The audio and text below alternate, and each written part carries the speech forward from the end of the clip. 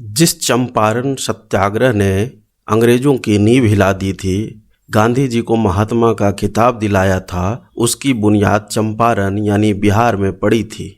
अब आप बोलेंगे कि मैं ये बातें क्यों कर रहा हूँ, तो मैं आपको बता दूँ, महात्मा गांधी अपनी आत्मकथा सत्य के प्रयोग में भाग 5वें में 12वें अध्याय नील का दाग में लिखते हैं, चंपारण राजा जनक की भूमि है। जिस तरह चंपारण में आम के वन हैं, उसी तरह सन 1917 में वहाँ नील के खेत थे।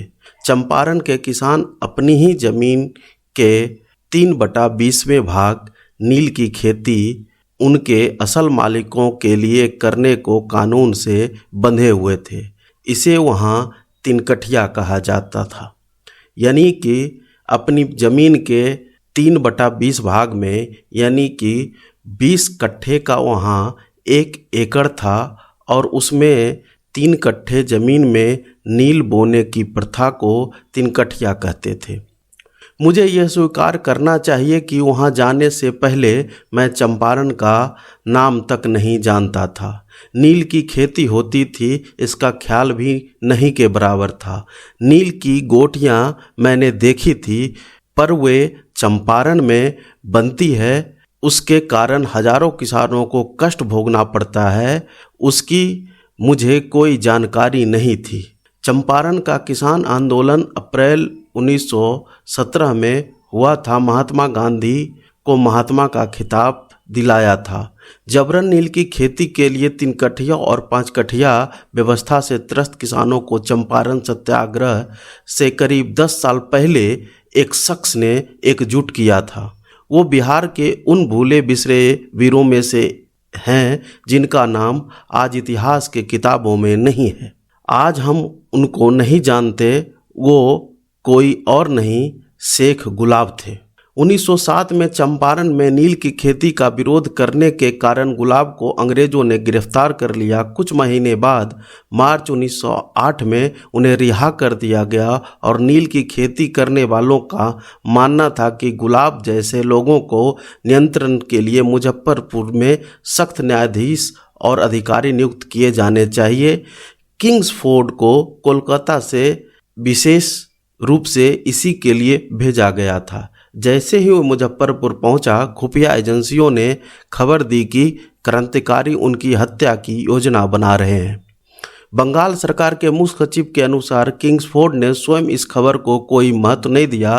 Report of the committee on aggregation conditions इन चंपारण से भी इसी तरह की जानकारी मिलती है। इसमें लिखा गया है कि नीलहों के शोषण से किसान में उबाल था। किसान शेख गुलाब के नेतृत्व में एकजुट होने लगे। 1907 में शोषण से भड़के किसानों को हरदिया कोठी के प्रबंधक ब्रूमफील्ड को दिन में घेर लिया और लाठी से पीटकर उनकी जान ले ली।